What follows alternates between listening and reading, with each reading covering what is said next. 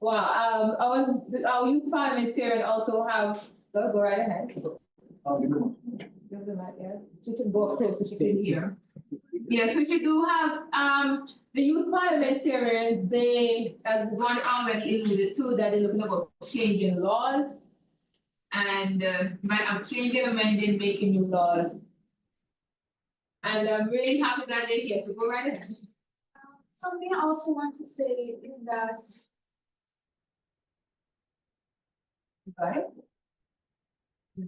yes, when she spoke about increasing the age of consent, I agree, but we also need to increase the jail time that these predators, these rapists are getting, because I do not just view these rapists as just rapists, I view them as murderers. Because at the end of the day, you're murdering the future prime minister, you're murdering the future president, you're murdering somebody that could be great, or somebody that is going to be our next great leader. And I am an assistant teacher, and ways that I've helped my students is that I will speak to this child. I say, for example, the child name is David, and David will do something wrong. And I tell David, if this is what a successful businessman would do, is this is what a future prime minister or president would do, and they relax themselves. And there was a time when I asked the child if I could borrow his eraser. And he told me, teacher, you don't need to ask to borrow an eraser, you're the teacher. I told him, the same way you want me to respect, the same way I want to respect me and my boundaries, it's the same way I'm going to respect you and your boundaries. Because I'm not just viewing this child as a child, I'm viewing this child as somebody who's going to be my future. He's also I may be the future, but there's somebody coming up after me that is going to be the next future.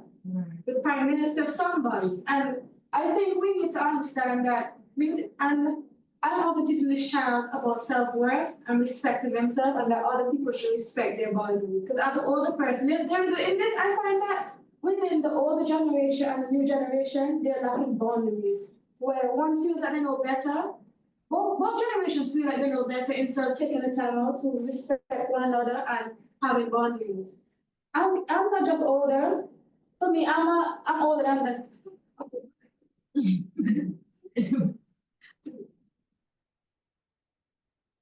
In experience, years, in you want to use the young people slang, that's fine. Use the young people slang, go ahead. Yeah, I'm saying there's a lack in boundaries where I find that we find there's lots of, okay, I like to see all the people in power, but we need to start giving the young people a chance to be a leader. As older people, I find they're taking up a lot of spaces where they can give the young people a chance to let them shine. Because they're... So basically what you want to allude to is, with the adults that are in place right in whatever position they're in, that they're hard and fast. Some are hard and fast, some are, they understand the young people, but at the same time, they prefer to just take hold of the seat and would give someone else, give the younger one that chance itself. Also, in my teaching tactic, there's this child where he's not behaving himself, where I try to speak to him, like a Christian man, where I will tell him, I give him his Bible verse and I stick it on his desk and I tell him a word is enough for the wise.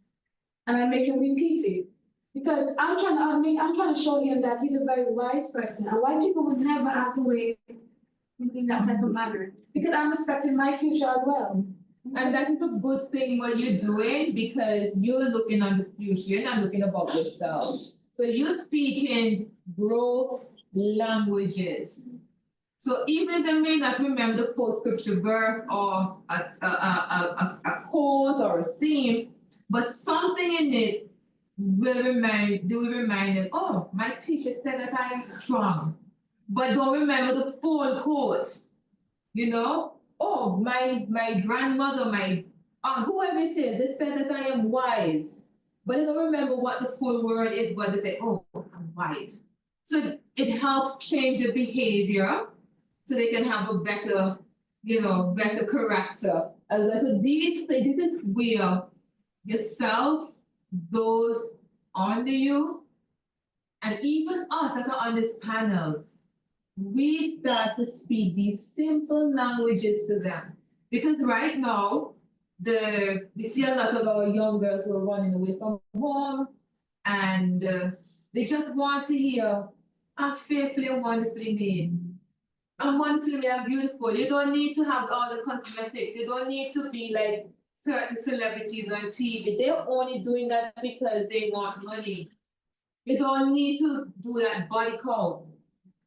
Any one of you don't understand what body count means? I just said something. Okay, Kristen, you know what body count means. Reverend Samuel, do you know what body count means? I don't know if you've heard that. You said body count? Yeah, do you know what body count means? I don't know in terms of, No. I know you talk about body count in terms of death, but I don't know if that's not what it means. No. Coach C, do you understand the language of body count? What do young people say about body count? No. Oh, so that she's frozen. Okay. Oh, she's not frozen. Oh, okay. No. Okay. The body count means how many men they sleep with. For the girls, how many men they sleep with. So they're building their body count. That's the language they use. They're building their body counts. Yes. So back then, what body count meant was something one thing, but today it means completely different. And when you realize a lot of these girls and boys, even who are sleeping with men, boys sleeping with men, but they want to build their body count, when you really analyze and take a good look at it, it's all because they were sexually assaulted some way or the other.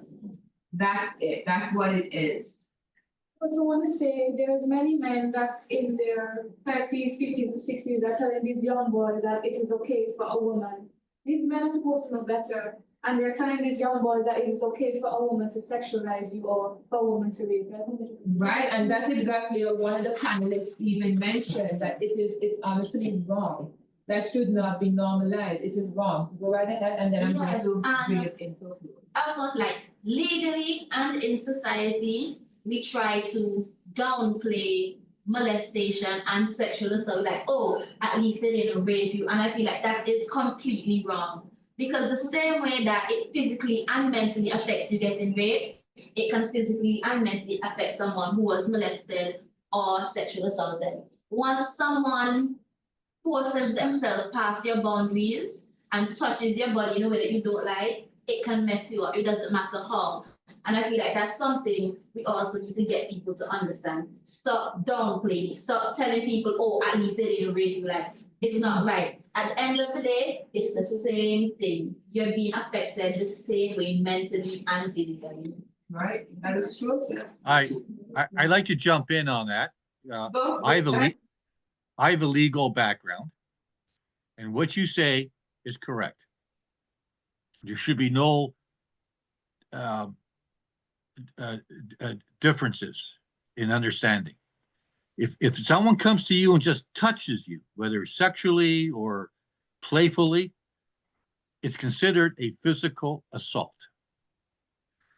If someone is mean to, is malicious to you in words, verbally, and we were actually discussing this earlier, is recognized in law as assault. To define a criminal equation, there has to be a mental act of doing, it's called mens rea, of doing it.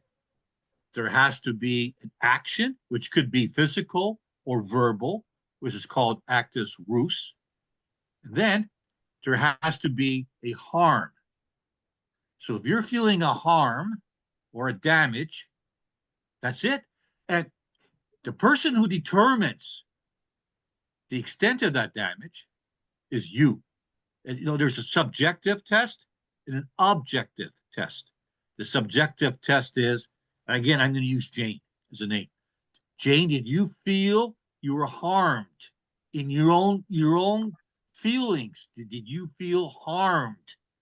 And if you said yes, that's the subjective test. Then the next test is the objective test.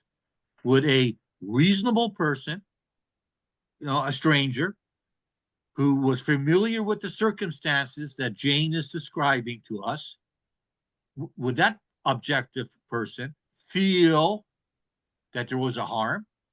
And the answer is yes, that's a crime. That is a crime in common law that has stood the test of time for centuries. So yes, any form of harm that you feel, whether you describe it as sexual or anything, in any kind of, there's many ways that there labels that law applies to it. If you are harmed, then it is an act of violence. Wow. Wow, okay, wow. I will bring this to a close. I don't know if the father, you have any question you want to ask, or no? Okay. Okay, I'll bring it to a close. I'm gonna ask each one of you to just give your final view of final note. But I want to answer with the question about forgiveness and what happened. Two of the criminals, two of the criminals. One of them, they died with a severe sickness. The other one, what I found out like about 2 months ago, and this is the one that was married, molested, and raped his children and all of that. He went to a particular country. And at that particular country, he did the same thing to whoever he was with. And guess what happened? They took the law in their hands. They butchered him left, right, and center. Left, right, and center. When I found that out, I was shocked. I didn't rejoice. I'm being honest, I did not rejoice. And I was like, no, I understand what God said in his word. Hey, he loves children. If anyone gonna cause one is little one to stumble, they might as well hang a mill around their neck and drown. Just commit suicide. That's point blank. And to hear how he got his death, really, really, really, really bad. Because I was messed up for this, not life. I've been messed up for years. And how many, even his children, they're messed up. Some persons survive it coming out, okay, well, some, but others don't. And we read the story of one earlier. I'm really happy we've had this discussion. It's sensitive, yes, but we had to have it. And helping others to speak out. We don't want to lose any more of our children. We don't want to lose any more of our adults, because we have adults who are living still trapped at the age when the innocence was stolen. So when you see some adults behaving funny, and some person like to call me, oh, I'm crazy. I was never crazy, and I'm never crazy. I just didn't know how, I just did it. And there's some who are like that right now as we speak. On the workplace, some people might be like, oh, why he always behaving so? She always cuss up on. She's always secluded and things like that. These are the reasons why. So don't be passing judgment on them and brushing them off like that. They still need an outlet. They're looking for an outlet, and they're doing it in small portions. Some do it massively. Okay? And I'm going to start from on the screen. I'm going to start with from my left, Coach D, and then over, and then Reverend Samuel, then Crystal, then Tony, then come in the room, and then think so. 2 minutes. Go ahead, Coach D. Thank you so much, Madam Moderator. And just thank you for the opportunity to discuss such a sensitive topic. And I'm grateful that such a platform is available now, which may not have been available just a few years back, let alone the time I went through the experiences I went through. And just to then say, let our voices be heard. The experiences that we have, let us share those experiences, because you don't know whose life you're going to touch or whose life you're going to transform. And each one of us has a message, and let's put our message across. Thank you. Thank you so much, Reverend Samuel. Yeah, good night again. And to the young ones, I want to say to you, don't be silent. There is help, and there are people that are willing to listen to you. All adults are not the same, and you can even ask God's direction in terms of leading you to someone who would listen and who would offer help. But I would want to encourage you, don't be silent. Silence kills. And it kills you, not even talking about a physical killing, which it can, but it's gonna kill your hopes, your dreams, your plans, your future. And it doesn't have to happen. There is help out there, so reach out. Reach out for that help. All right, and I hear you talking about a bill that you want to work on, young parliamentarian.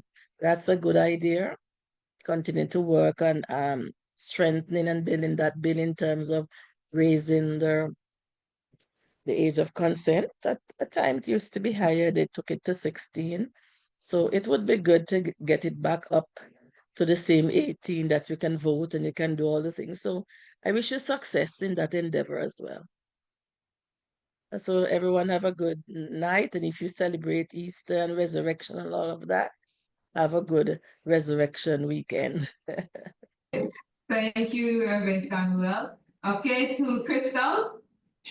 All right, so I want to thank Mrs. Bowen for the opportunity to be here tonight to share.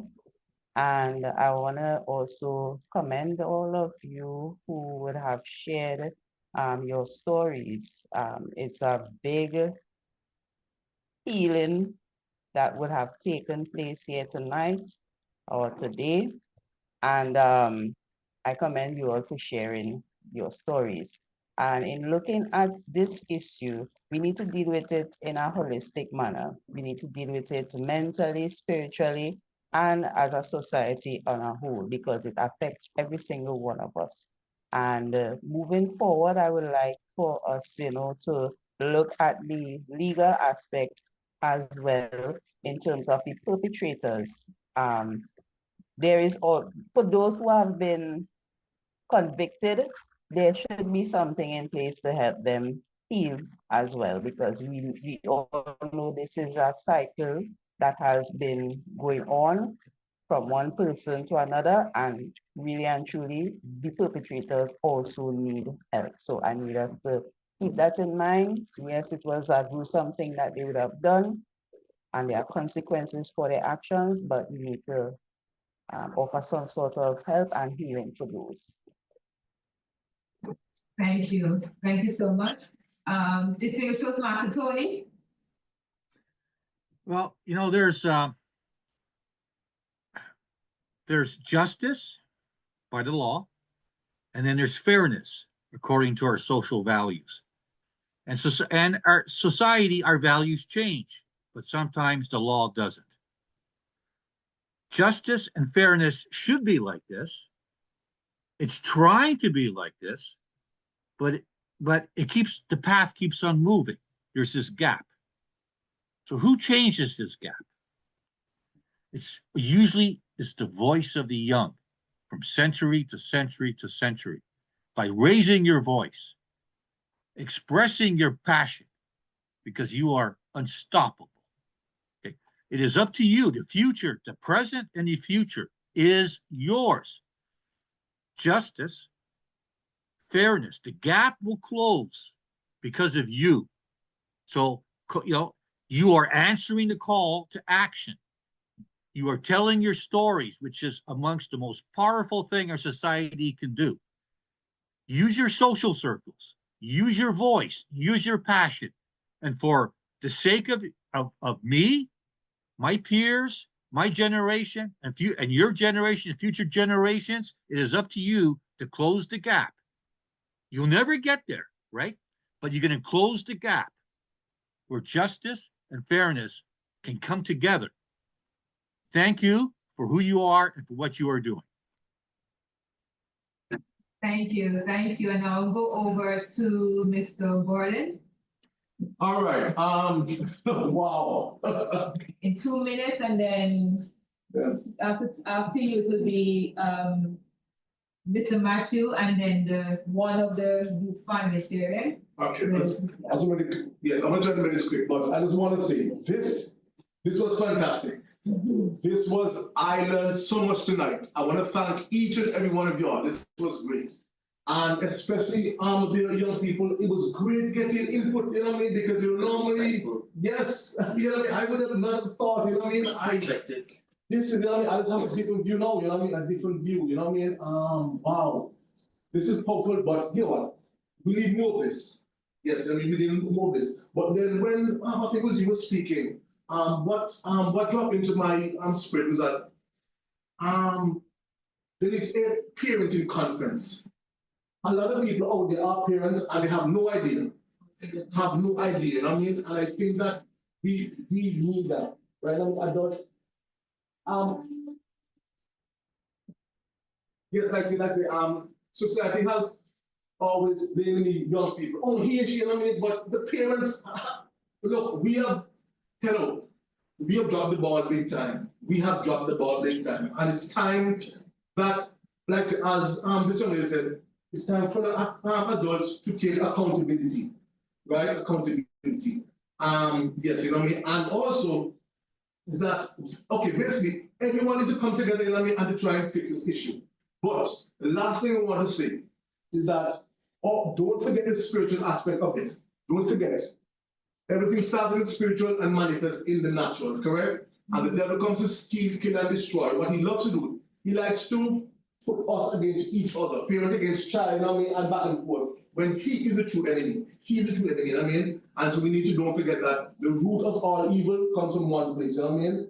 And so yes, you know what I mean? So once again, I just want to thank everyone. This is fantastic, and we need more of this. And I pray and I wish you all the best in Jesus' name. I just would like to say that and this was very insightful indeed, and I believe in community and people who you can trust. I just want to piggyback on Ms. Pollard and Mr. Gordon. I really think that the age of consent should be risen, and I think parents need to play a role in protecting their children. Because I still see at 16, especially when there's a disparity in age, it's a problem. Not because it's a legal age and I'm 35 or I'm 30, I'm 40, it makes it right. Because when there's a disparity in age, a 16-year-old should not be in a relationship with somebody who is a wide age gap. So I really think, to piggyback on what she said, I think it should be risen, and I think that the parents should play a role even protecting these, even if they're of legal age, they still should be protected. Right. That's very important. All right, and Okay, so firstly, I want to say thank you for having us here. This was great. I love listening to all the stories, all the different perspectives. And what I really want to say to everyone here is continue what you're doing. You know, sometimes you're trying to help people and it really doesn't feel like you're reaching anybody. Just continue. Because I can't tell you how many times I've listened to someone and most of the time they don't even know, but things they said stuck with me to this day. So I just continue doing what you're doing because you never know who you're helping by saying 2 words. And yeah. all right, thank you so much. I also would like to say thank you, for inviting us as the youth to come on here and talk. And I also want to thank the older adults, you guys, for coming and sharing with us you guys' experience, because it has actually opened up my eyes as a youth, and it's just really nice to see all the adults actually listen to what we have to say. And As a youth, I love to respect all the people because, you know, I like to respect people that are experienced.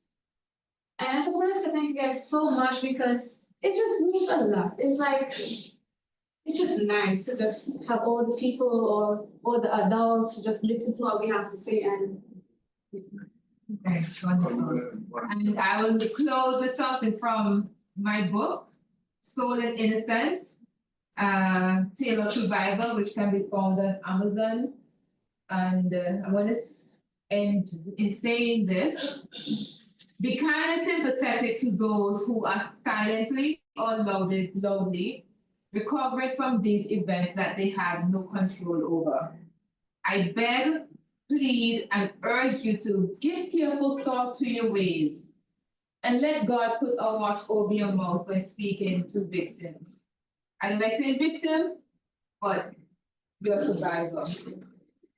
Dear victims, you are not a victim anymore. You are not at fault for what happened to you. You are more than a conqueror. You are a victor. I repeat that again. You are not a victim anymore. You are not at fault for what happened to you. You are more than a conqueror. You are a victor. It's a discussion. Who knows where it will take not just all of us in this room now, but where it's going to take. We want to see souls healed, saved, and delivered. We've come boldly in front of the camera, unashamed, because we want to see lives change for the better and not for the worse.